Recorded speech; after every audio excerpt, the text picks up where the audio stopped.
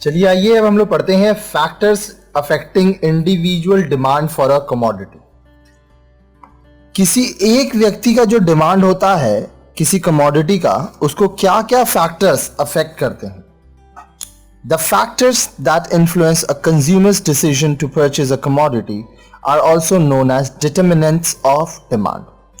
अब वो सारे जो फैक्टर्स होते हैं जो एक व्यक्ति को ये हेल्प करते हैं डिसाइड करने के में कि वो क्या डिसीजन लेगा किसी प्रोडक्ट के लिए, उसको खरीदने के लिए, उसको हम लोग कहते हैं डिटर्मिनेंट्स ऑफ डिमांड। ठीक है, the following factors affect the individual demand of a commodity. अब नीचे दिए गए जो कारण है, उस कारण के वजह से किसी व्यक्ति का किसी प्रोडक्ट के प्रति जो डिमांड है वो अफेक्ट करता है, उस पर प्रभाव पड़ता है। ठीक है, सबसे पहला price of the commodity. Price जो है कमोडिटी का वो कितना है, क्योंकि आपका जो इनकम है उसके हिसाब से आप प्रोडक्ट लोगे, तो price of the commodity matters a lot. Price of related goods, अगर आप जो प्रोडक्ट खरीद रहे हो उसी के अगेंस्ट में जो सेम टाइप का गुड्स है उसका क्या दाम है। इनकम ऑफ द बायर, आपका इनकम कितना है, आपके इनकम के हिसाब से आपका डिमांड होगा।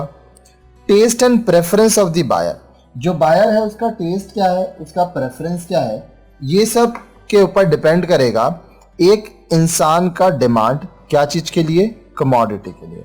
कमोडिटी क्या है, कोई भी गुड्स और सर्विसेज। ठीक है, इकोनॉमिक्स के टर्म में हम लोग गुड्स और सर्विस को कमोडिटी बोलते हैं। तो आइए एक एक करके करते हैं। सबसे पहला प्राइस ऑफ द कमोडिटी, किसी प्रोडक्ट का जो प्राइस है वो कैसे अफेक्ट कर रहा है, वो कैसे प्रभावित कर रहा है किसी व्यक्ति के मांग को। You must have observed that when price of a commodity falls, you tend to buy more of it, and when its price rises, you tend to buy less of it. When all other factors remain constant, other things remaining the same. आप ये चीज observe किए होंगे कि जब किसी product का दाम कम होता है तो आप उसको ज़्यादा खरीदते हैं, जब उस प्रोडक्ट का दाम बढ़ने लगता है तो आप उसको कम खरीदते हैं। ठीक है, अच्छा इसमें एक और चीज़ है, और भी जितने भी कारक हैं उस प्रोडक्ट के साथ वो चेंज नहीं हो रहे हैं, सिर्फ उस प्रोडक्ट का दाम कम हो रहा है या दाम बढ़ रहा है।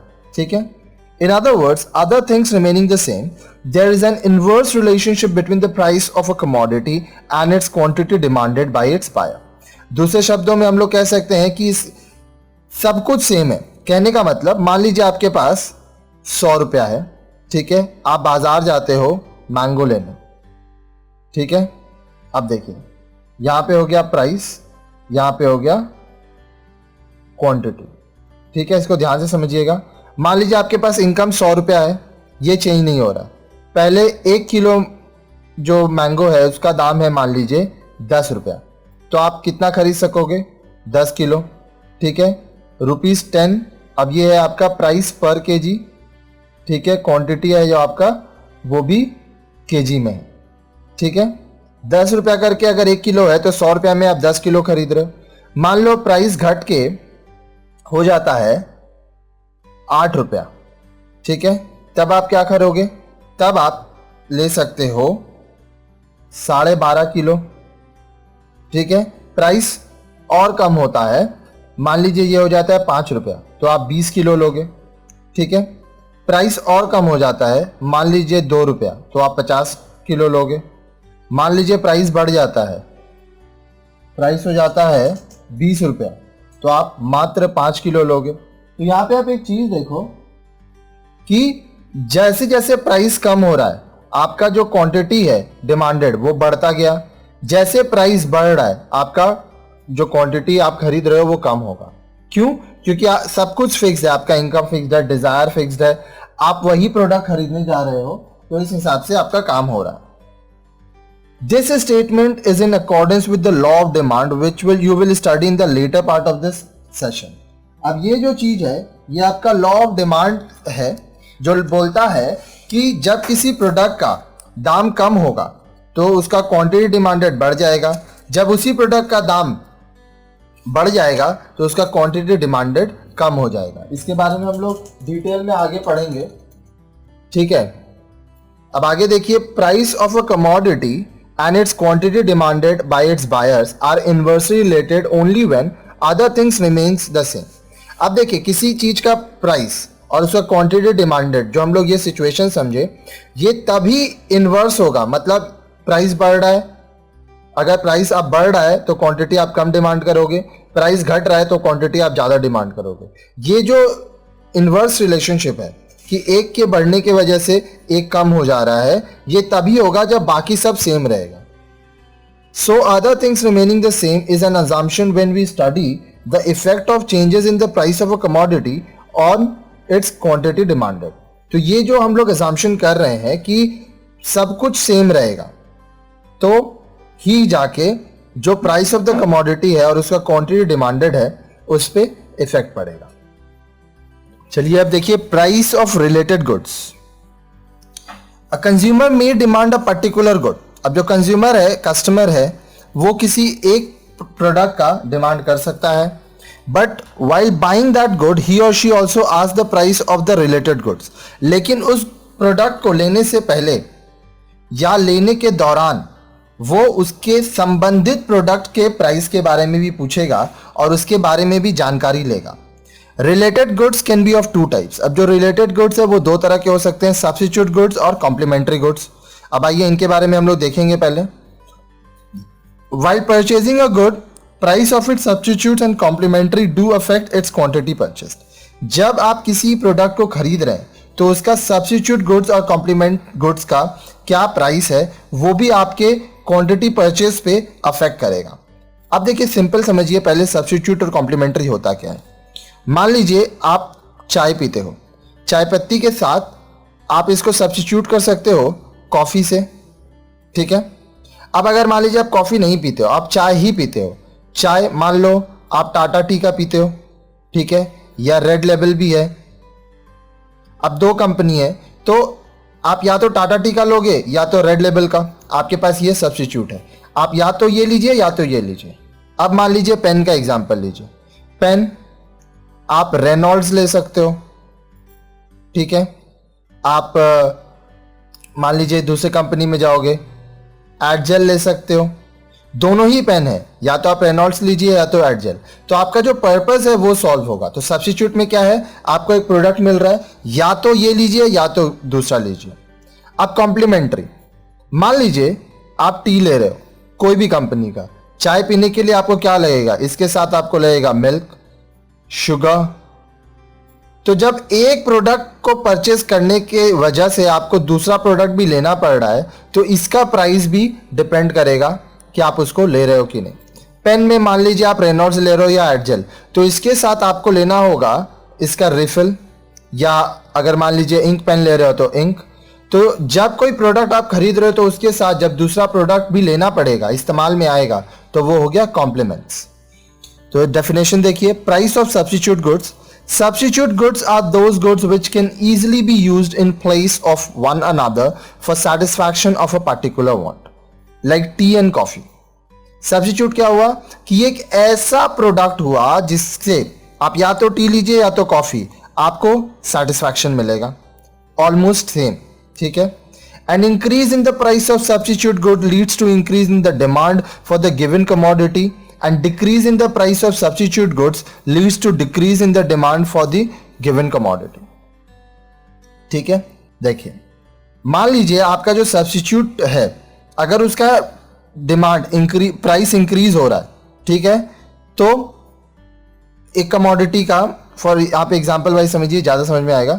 मान लीजिए आप टाटा टी ले रहे हो, ठीक है, और है आपका रेड लेबल, दोनों ही चाय का ब्रांड है।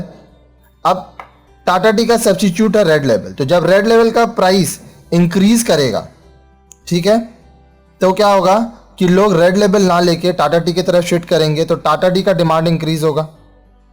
और जैसे रेड लेबल का प्राइस डिक्रीज करेगा, मान लीजिए अगर आप टाटा टी लेते थे, रेड लेबल का प्राइस डिक्रीज करेगा, तो क्या होगा कि लोग टाटा टी खरीदना कम करेंगे। हाँ देखिए यहाँ पे जो सब्स्टिट्यूट गुड्स है रेड लेबल, जब इसका प्राइस कम हो रहा है, ठीक है, तो लोग क्या करें, टाटा टी ना खरीद के रेड लेबल पर शिफ्ट करेंगे, तो टाटा टी का भी डिमांड कम होगा। कहने का मतलब जहां पे आपको सस्ता मिलेगा आप वहां जाओगे, पहले केस में क्या था, रेड लेबल का प्राइस मान लीजिए टाटा टी का प्राइस है 10 रुपया, रेड लेबल का भी प्राइस है 10 रुपया, ठीक है। अब रेड लेबल का प्राइस 11 रुपया हो गया तो लोग टाटा टी के पास चले गए क्योंकि ये दाम कम है। अब मान लीजिए यही सिचुएशन है, 10 रुपया प्राइस रेड लेवल का गिर के 9 रुपया हो गया तो लोग टाटा टी से इस तरफ आ गए, ठीक है। तो जहां पे कस्टमर को प्राइस कम मिलेगा सब्स्टिट्यूट गुड्स का, कस्टमर उस तरफ शिफ्ट करेगा। It means demand for a given commodity is directly affected by change in the price of substitute goods. तो इसका मतलब क्या हुआ, एक कमोडिटी का जो डिमांड है वो डायरेक्टली अफेक्ट करेगा उसके सब्स्टिट्यूट गुड्स का प्राइस के ऊपर। For example, if the price of coffee increases, the demand for tea will rise as tea will become relatively cheaper in comparison to coffee.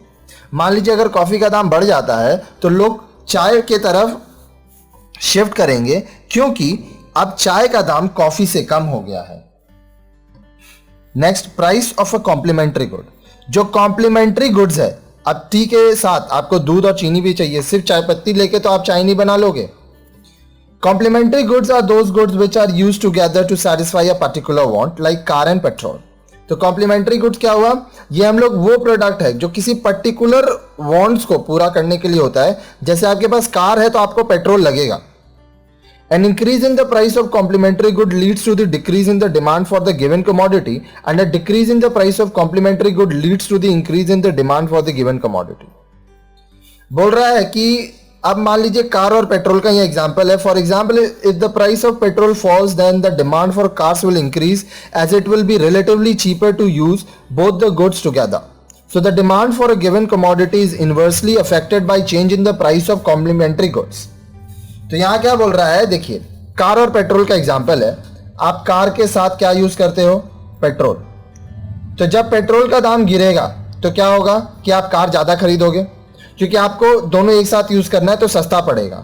लेकिन जब पेट्रोल का दाम बढ़ेगा तो आप कार कम खरीदोगे क्योंकि आप कार खरीदोगे तो पेट्रोल का आपको एक्सपेंस देना होगा जो कि आपको ज्यादा लगेगा। इसलिए ये इनवर्स रिलेशनशिप है, एक का दाम बढ़ता है तो दूसरे का डिमांड कम होता है, एक का डिमांड कम होता है तो दूसरे का बढ़ता है, ठीक है। So if the price falls, the demand for the complementary goods increases.